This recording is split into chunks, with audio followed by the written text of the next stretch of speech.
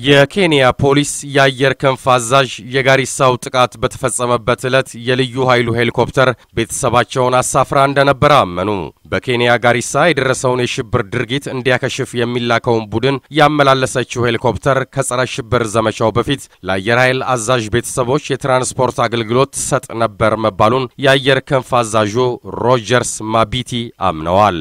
አዛዡ በዕለቱ ሄሊኮፕተሯ ከሞምባሳ የእንጀራ ልጃቸውን ይዛ ወደ ናይሮቢ መምጣቷን አልክድም ብለዋል። ሆኖም ቀደም ሲል ሲቀርብ እንደነበረው ሄሊኮፕተሯ ለጋሪሳ ዘመቻ ስትፈለግ ሞምባሳ ነበረች መባሉ ሐሰት ነው። የልዩ ኃይሉ በዊልሰን አውሮፕላን ከመድረሱ ቀደም ብላ ከሞምባሳ ተመልሳለች ሲሉ መልሰዋል። ሄሊኮፕተሯ ወደ ሞምባሳም ያመራችው ለሳምንታዊ መደበኛ ልምምድ ቢሆንም ስትመለስ የእንጀራ ልጅን ይዛ ተመልሳለች ነው ያሉት። በዚህ ወቅትም በሄሊኮፕተሩ ውስጥ 2 ሕፃናት የበረራ መምህር ተቆጣጣሪና ተማሪ ነበሩበት በማለት የተፈጠረ ስህተት አልነበረም ሲሉ ተከራክረዋል።